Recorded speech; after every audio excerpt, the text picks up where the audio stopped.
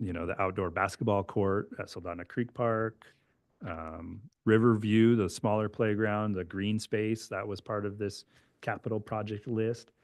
So I'm going to kind of throw it back at you guys to be thinking of what what other improvements do we need to do? What's the dreams? If we just had, this thing, the world would be a better place. And kind of think outside the box. I'm doing the same process with my staff to see, kind of where everybody's at. We also have the Parks and Rec Master Plan, which we use extensively for this process also to take feedback from the community from about 10 years ago, 13 years ago, I think. Um, but it is, when the plan's 13 years old, it's sometimes nice to have new ideas. Maybe a covered market hall at the park, so our vendors are happy. Kind of think outside the box. Kyle will talk a little bit more about that, but I just want you guys to be thinking and talking to me about your hopes and dreams, or if you're hearing things from the community. Um, and I'm going to leave it at that because that was kind of a lot. And I'm just wondering if, yeah, if there's any questions or thoughts. Oh, One quick question. The name of the man who is working on the CIP? I didn't hear that. Kyle Cornelius. It's Kyle. Yeah. Okay, I didn't hear that. Um, when we made, thank you for that answer. When we made our choices before with some of the things that we wanted to do, was there anything that you feel is really significant that might be something important for us to do forward, do maybe first? Mm, I don't have the current list in front of me of what's in year 26, 27, 28 to know. I know that something, the skate park, something has been on there for 5, 6, 7 years. Uh, we, we've, we were actually gonna put the basketball court there and put green space and do more bike things, but that kind of shifted once Soldotna Creek Park became Soldotna Creek Park. So that project is still kind of out there. What to do with the skate park? Um, the playground equipment at Soldotna Creek is currently on the list. It's been bumped back a couple times. This is a sort of living document based on needs and where we think things need to be. Um, and at some point in time, that playground is going to need to be replaced, and probably sooner than later. It's a lot of wood product in there that is breaking, and we've got a teeter totter in there that we've fixed about 10 times already, and now we need to just buy a new one, and it's about $12,000 just for a teeter totter. Um, but like we can't have bad equipment, and so those are the two that have been on the list and are close. But the field house also, like that's a big project too. And there's a lot of needs in the city. It's not just Parks and Rec, but that's the part we're thinking about. Quick follow-up. On the park, at some point, we were talking about not just Riverview Park, but some of the others. Are they going to put a some toddler seats in some of those parks? Because it seems like there's only a toddler seat that I know of in maybe 2 or 3 of the parks. Has that been considered? I mean, that would be a minor thing if we had that. I think the the Soldotna Fieldhouse to me is the major thing, but those other small things. I wonder if there's any um, chance of having any of that done. Yeah, all the little stuff like that. Those are great suggestions that you guys can bring to the Parks and Rec staff, to me, or Michaelan, and be like, hey, how come we don't do this? Like, is this possible? That's you guys are kind of out there looking and hearing what the needs are. So we can definitely look into the cost of and logistics of adding a toddler seat at Riverview and Aspen. Um, Sometimes the current equipment doesn't allow for it, and but we can definitely look into it. I have a question. How about Sunrise Park? What's happening with that? Sunrise Park is just open field with a baseball diamond. Um, we did soccer goals that are a little old, but yeah, no real plans. That could be an area that we look at in the future. Mm-mm. No, and it doesn't get used much. Boys and Girls Club was using it for a little while. Um, there's been some community members that have asked about, maybe adding a jogging path around the perimeter and possibly adding in some fitness equipment, like the outdoor fitness stuff. And so you would be able to walk or ride your bike over to the park, jog a lap, do a pull up, jog a lap, do whatever, kind of rowing machines and stuff. We are an aging community, and so anytime we can get people out and exercising, but there hasn't been any concrete plans. It's just been conversations. And then my other question is the trail at the end of Redoubt. Hmm. Has that ever come to fruition and is it being used or probably not in the winter? Yeah. So as you guys know, about 3 years ago, we put some money into our capital budget to create a master plan for the West Redoubt property. This is at the end of Redoubt. There's about 50, 60, 80 acres that's owned by the city of Soldotna. There's a couple very sensitive cultural sites on that property. We've had some conversations actually with DNR because they've done some similar projects on some of their locations. And so we learned a few things. We're actually going after some grant funding right now that will, if we can get sort of jump through the hoops and get sort of nominated or win this, it's not necessarily a money grant. It's mostly support. This organization will they work, I believe they're state or national level, and they work with communities to bring in all the stakeholders to facilitate the conversation, because this is a fairly sensitive site. We don't want to just do something that we're going to regret.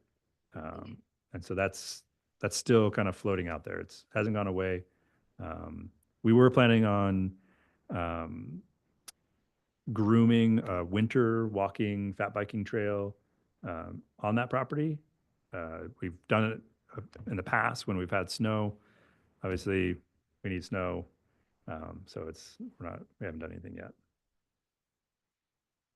We have a question over here too. It's fine.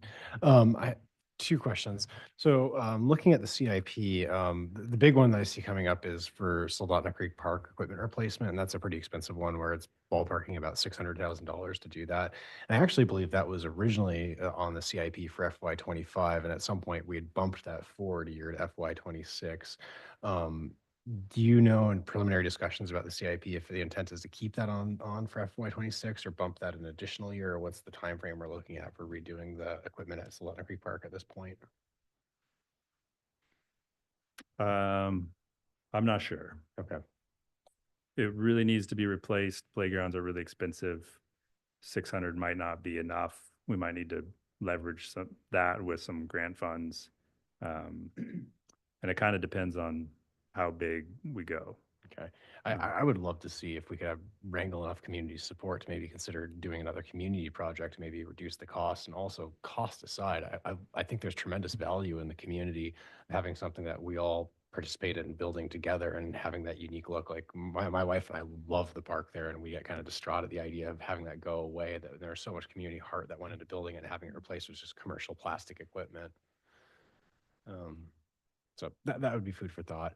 The other thing I was going to ask is I know this last summer when there's a lot of community discussion about extending the availability of ice at the sports center, that was kind of put on hiatus while we investigated the capability of the compressor system there to even support that. And, the intent obviously being to buy us enough time to get the field house online. Last I'd heard, the city was contracting with an engineering firm to come in, kind of assess the state of the compressor there and its ability to even continue running and whether or not it's even in good shape. I know there's ongoing discussion about the ability to even source the cooling that goes there. What's the status on that cooling system and our ability to continue running. Have we concluded that engineering review?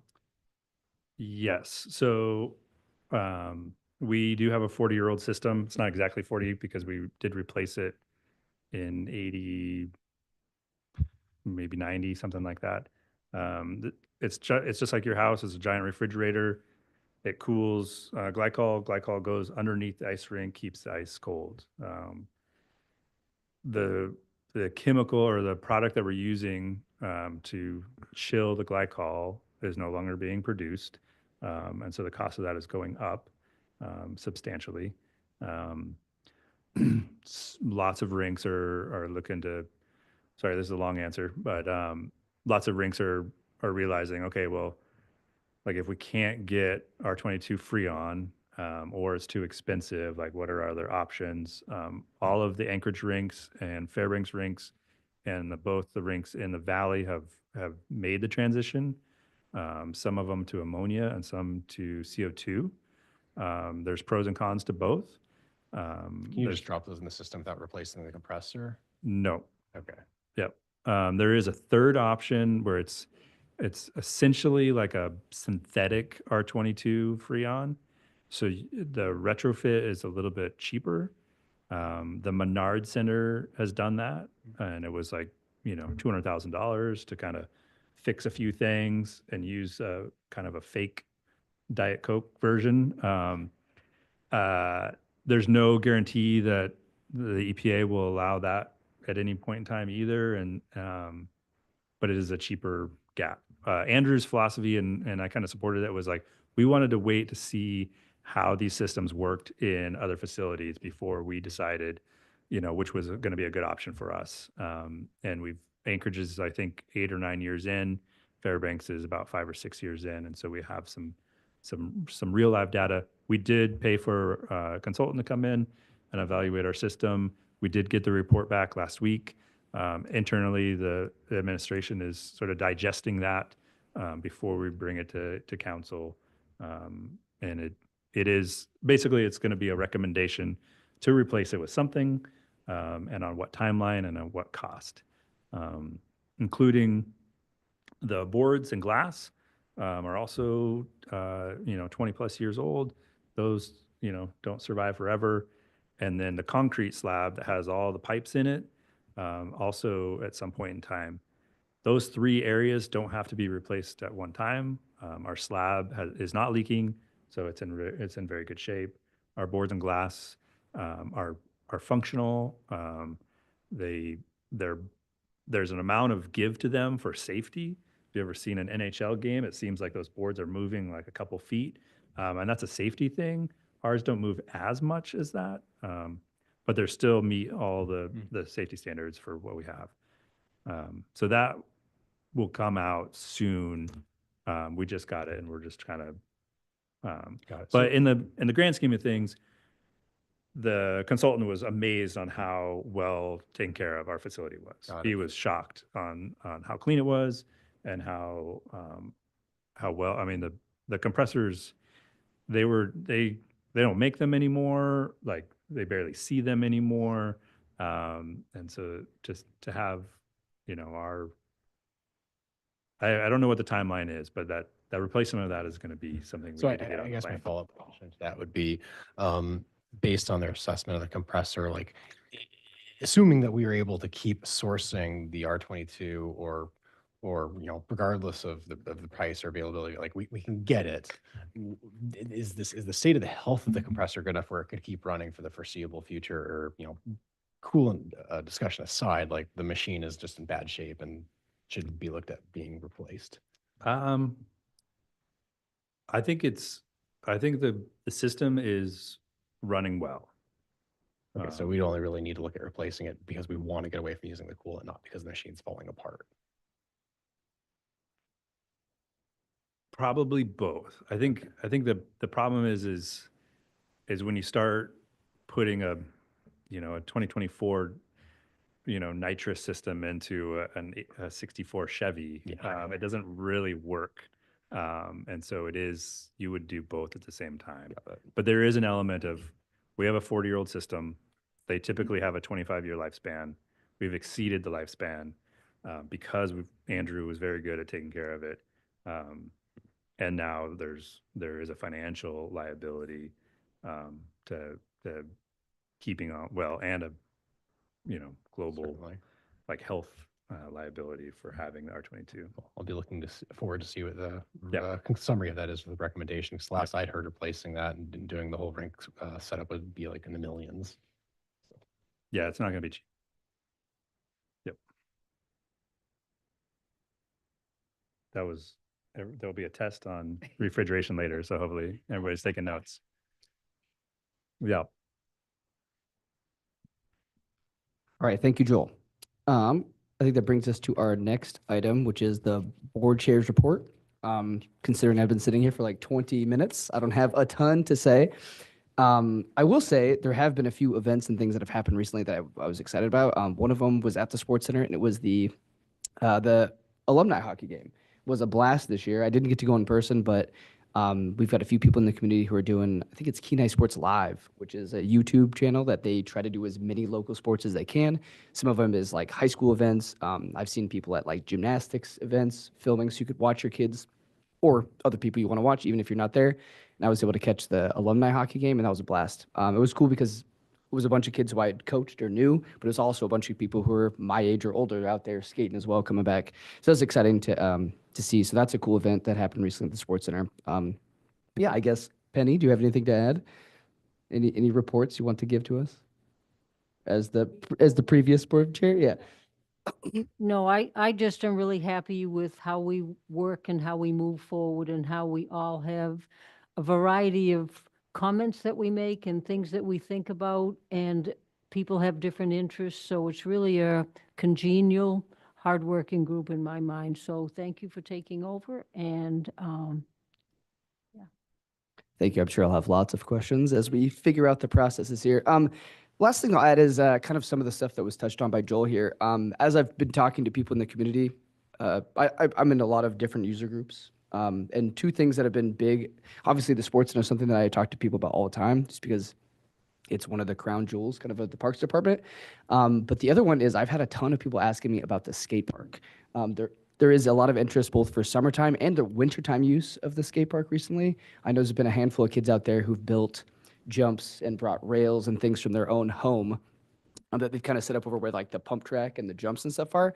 So I've seen kids out there, like my nephews have been out there with their snow skates and their little snowboards and stuff. So as I've talked to people in the community, that's something that's come up a lot. Like, what's happening with the skate park? Is it going to get improved? So I know at least in my circles, that's something that the community is interested in. So yeah.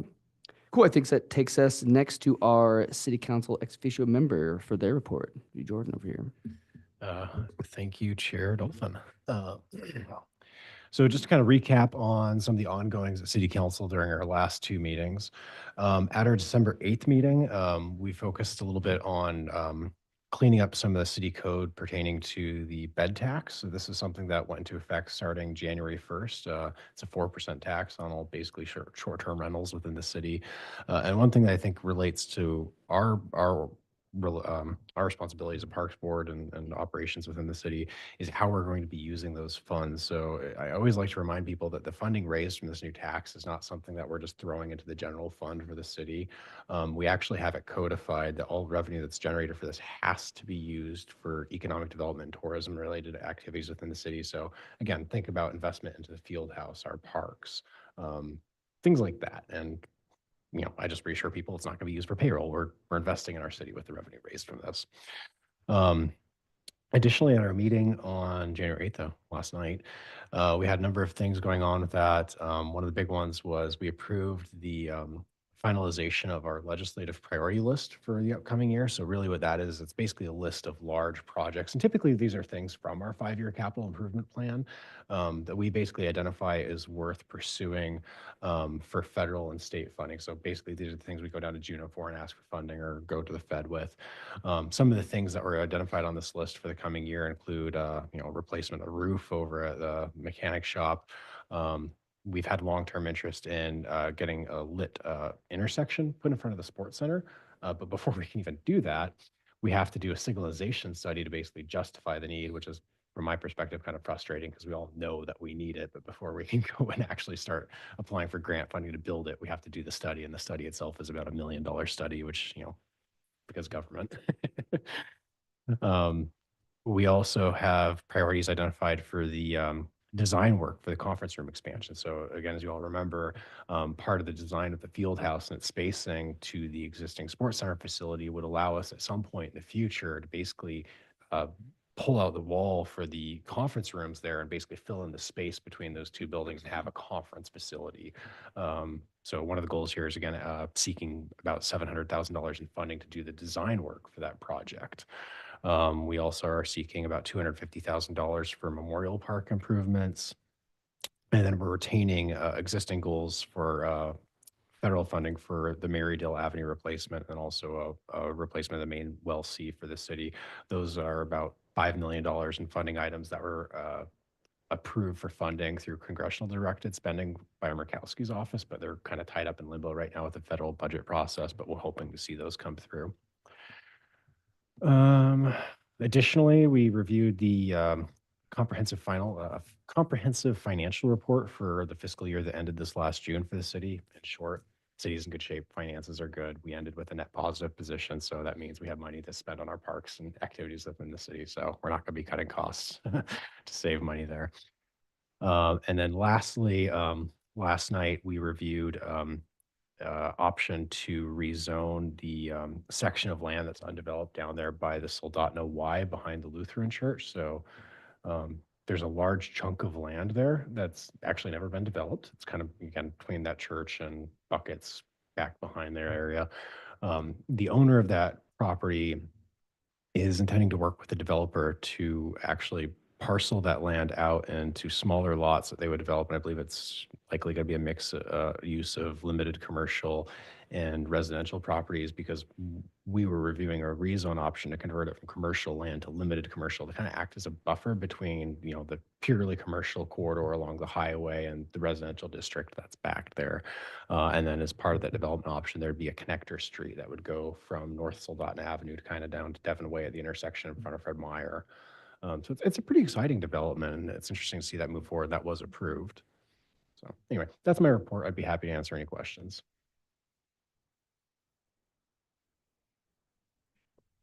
I do have one question, Jordan. By the way, I enjoy your reports. They're very comprehensive. On the bed tax for the short term, Mhm. are they raising it to 4%, or have they not had it? We've never had one. Okay. So historically, all rentals within the city of Soldotna are subject to the city sales tax, Yes. and then also the borough state tax, so 3% plus 3%, 6% total.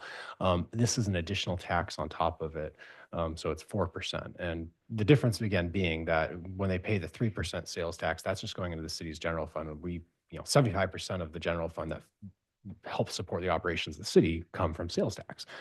This 4% that's a layer on top of that is specifically designed to raise revenue for economic and tourism development within the city. So is it 7% then for the city? Well, essentially, they'd be paying 10% in taxes. There'd be Okay. 6% for the traditional 3 to the city, 3 to the borough, and then 4 on top of that for the bed tax, Okay, that which makes, is still substantially lower than the norm. So if you ever book a hotel outside of the state, like, or go to hotels.com and book it, like, you pretty much anywhere you book, you will see, like, when you're doing your final checkout process, you'll see like a taxes and fees, and almost all municipalities these days down south have bed taxes that are part of that, and it's just kind of part of the standard fare of traveling and staying places. And, we had a lot of discussion about this, and, there's definitely concern about, is this going to have negative impact on the business community and dissuade people from staying in our community? But my opinion, and the opinion I think that was shared by the council members, is, have you ever traveled somewhere and, gone to book a hotel and backed out at the last minute because you saw a $10 charge at the end for a bed tax? Most Yeah. people don't look at it. And if you're determined to go there, you're going to go there. right, So, yeah. and But it's hard to, it's, and what is the definition of short term? I believe it's less than 30 days. Okay, so if it's a 3-month contract rental, then that would be It would not be unaffected. subject. So this is designed for things like VRBO and Airbnb or hotels. the Right. people that are coming through the community, staying briefly, doing their activities, and then heading out. Yep. Okay. The tourists. Thank you. I appreciate it. If you look at that throughout the state, Anchorage is very high, Juneau is very high. I mean, Seward a has lot- one as well. And it, Stewart has one, and so I think it's probably time, in Yeah. a very timely manner, that came, and I know it was contentious at some points, but I think it was well handled, thank you. well, and again, I would reiterate that it's not unheard of for Alaska. Like you said, there are many places in Alaska that have this. I keep saying down south, but it's well established in Alaska as well. And doing an analysis on the typical rates that you see elsewhere, our 4% rate is very low. And I firmly believe that if evidence comes to light that this is actually the evidence is there that's actually negatively affecting our Soldotna businesses, I would be at the forefront of repealing it or reducing it, because that is the last thing I want to see. But the reality is, again, people want to come here. It's been well established, very active in the summer. This is not going to dissuade them.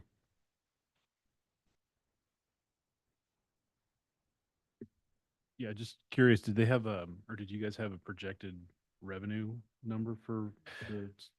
We did, and don't quote me on this, but the number that comes to mind, I think, is about $400,000 annually. Thanks, Jordan. Thank you, Jordan. Lots of interesting stuff brought up. One question I have is kind of related to the parks here. As you mentioned, the lighted intersection there by the sports center. Is that kind of a safety need that we're thinking, or is it just to help with, I know obviously traffic is going to increase coming Certainly. in and out of that area? I would say it's likely threefold. So again, safety, as you mentioned, traffic congestion, any kind of large event, a Brown Bears game, there's a long line waiting there to turn left. And potentially this could even tie into a larger goal to eventually connect trail systems between those that exist at Centennial Park and Silteshi. I mean, one of the long-term dreams is that, you have the riverfront redevelopment, the trail that goes through downtown Soldotna, crosses the bridge, goes through the park, and then gets up to the sports center, crosses Silteshi, and maybe even someday crosses the highway up there and goes to the refuge trail system.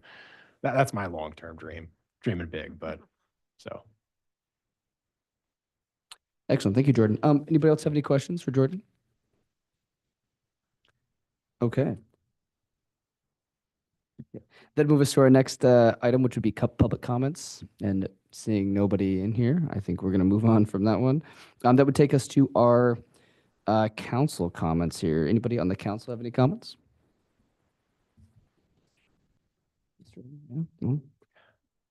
Any comments? No? I would just say congratulations. I think the thanks. board is in good hands with our new chair, and wish Yeah. you luck. Thank you. Yeah, I will need some luck. I got to get through the routines and stuff. Has been, even not sitting in this chair, even sitting in these other chairs, I'm like quick on the second because I know how to do that, right? That takes us to our last item, which is going to be any comments from the board members. Anybody have comments they'd like to make? I'd like to comment on a couple of things that we discussed. First of all, Annette and I had the privilege of going with Joel through the field house, and it's impressive. Even though we've seen the plans, we've talked about it. It's pretty impressive, and it makes you feel really proud of what the city is doing. I mean, what we have done as the Park and Recs. So we're really looking forward to how that's going to affect the community in such a positive way. Oh, by the way, and we need lights under the cover at the dog park. Put that on the list. We have them out into the field, out into the area, but not underneath. And if they're automatic, then if someone tries to sleep there or move in, then it'd be a rough night's sleep. So let's see, I think that was all I had. One big thing is, and it's been bounced around quite a bit here tonight, but not usually, not for a while, is the skate park. And one of the things when I had a teenage daughter at home is I loaded up all our little buddies in my motorhome and took them to Seward to go skating. And it was just like, it just melted into the community. It was great to sit and watch it. It's really entertaining. These kids are really amazing. I would love to see something like that be obviously pulled out of where it is because it's non-visual to the community, And either, I would like to see it maybe be part of the Soldotna Creek, downtown. If, I know there's a lot, limited space and it requires a bit. But maybe move forward towards, I don't know how much property there is between the, the park and the parking hole. I don't know, but maybe in that area, but something to consider. Or that, the park that's on the Sunrise Park, because it is really visual and there's a lot of kids right in that area. It's very accessible and it's not so busy that it would affect the markets going on. It wouldn't, because that can be dangerous too. These kids are going pretty fast on these skates and like say in wintertime, they have some room to do these things. But anyway, those were just my thoughts, and I appreciate everybody and Eric. It's going to be great. It's going to be great. Thank you. Anybody else have comments? Penny? I'll go next. Yeah. First of all, congratulations. You're going to do a great job, and your background will help you with that a lot, being around kids so much. I just wanted to say thank you to Joel for taking me around the new sports center house, our field house. That was so exciting. It was like the highlight of my day, and the snow too was fun. But it's so beautiful and so big and so spacious, and it looks like it will be a wonderful addition in so many different ways to hold events, to hold kids practices, to get people involved, young people and old people. So it was pretty eye-opening. I think I was shocked, Mr. Todd, when I walked in, and it was so big inside. I mean, it looks big outside, but when I walked in, I felt so small. And that was really kind of a cool feeling. Um, and all the things that we'll be able to do there. And I really loved the room that will be a party room for kids because it was big enough. I loved the lighting, the window that will be out, the two windows that are in there. So I would suggest, well, not everybody go see it. I mean, everybody here, but not the whole world right now because they're working. But I had a question on some of the, and this is more for Joel, but it's a comment, and I should have asked it earlier. You had ping pong, fur sewing, early bird yoga, which I heard about that. It was just too early for me. Intro to drawing and quilted stocking class. Was that all held at your building? And those were open for kids, or was it adults, or both? Both. A lot of our classes are just adult classes. There's a few that are open to youth and teens. We have a fencing class that's happening right now that's 12 and up. So if you want to learn how to fence, You ought to have your wife go over and do that. She used to be pretty good with that. Um, no demand.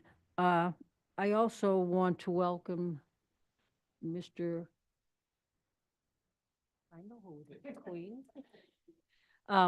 I thought at first when I heard the last name Queen, I thought, oh, she can't be on two things, but thank you very much. I'm really happy that you're part of the group because you have a really great background. And I just want to say thank you for all the information tonight. It was interesting. Well, my comment would be if we could just change the weather, that would be great. But the positive thing is we will have the field house to be able to do stuff in when it's weather like this. Yeah, welcome, Jamie, to the group. You'll find us quite interesting. Thank you. First of all, congratulations, Eric. And I had a comment for Joel, for your group at the sports center. I had a hockey game the night you guys did the Fright Night skate at 9:15, and I walked in, and they had the sheeting up on the glass, and there's probably, I don't know, 150 kids on the ice, and I'm thinking I'm not going to get out of here until 2 o'clock in the morning, and I think we were 6 minutes late getting on the ice, and so that they turned that all around, zammed the ice, and we were out there in like 30 minutes, and I was just like amazed. So shout out for your crew over there, they're doing a really great job. comment on Connie's idea of the skate park at Sunrise Park. I think that's something worth looking into. I've got a 13-year-old with a bunch of buddies that likes to have a bicycle gang that goes around town. One of their destinations that they always try to get me talked into letting them go to is a skate park, and it's always kind of a little out of the way. But having it right in the central area, right there, would be really cool. I think. I think it would get used a lot more. And with residents around, I think you'd have a little more foresight, in the evenings and whatnot. But anyway, happy to be here. Really excited, and I appreciate you guys letting me join you. So thank you.